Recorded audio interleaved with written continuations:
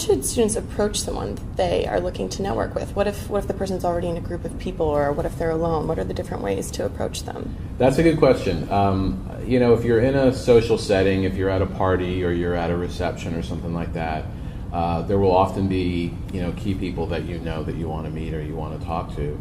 And I think one of the key things to do is to be patient and to be polite.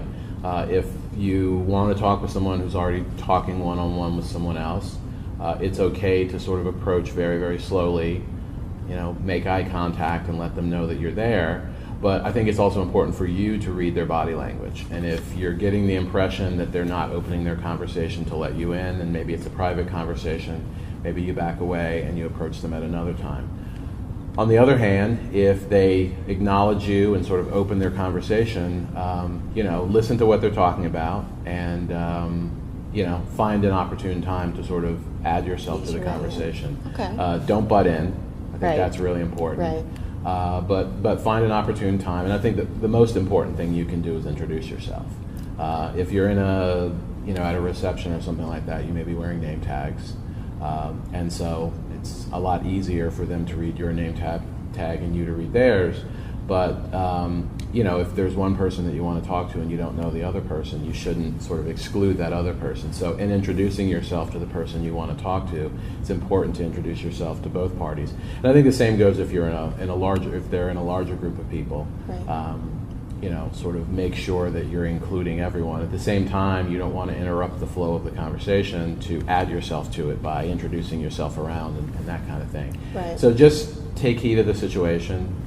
Listen to what everyone else is talking about. Add yourself to that conversation. Don't change the subject, and as I said, don't make it about you. Right. But politeness and common sense, I think. Right. So basic manners that Absolutely. we all already know how to do. Hopefully we do. Yes, yeah. hopefully. Besides butting in, can you think of any other common mistakes that students might make when trying to network?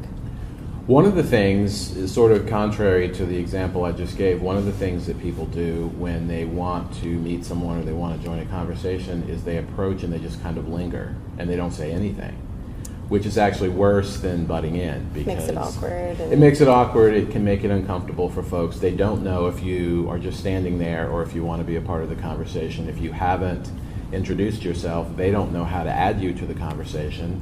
If there's one person in particular that you want to meet, they don't know who that person is. And so it can be a little bit awkward. And so I think if you're going to approach, be prepared to find an opening and get yourself in. I think the other thing that students sometimes do is they talk too much, or they change the subject, or they either by talking about themselves or by sort of hogging the attention of the person that they want to talk to, they sort of dictate the conversation to them and what they're interested in. And I think that's the wrong thing to do, because not only can you turn off the other people in the group, you can turn off the person that you're trying to make an impression on.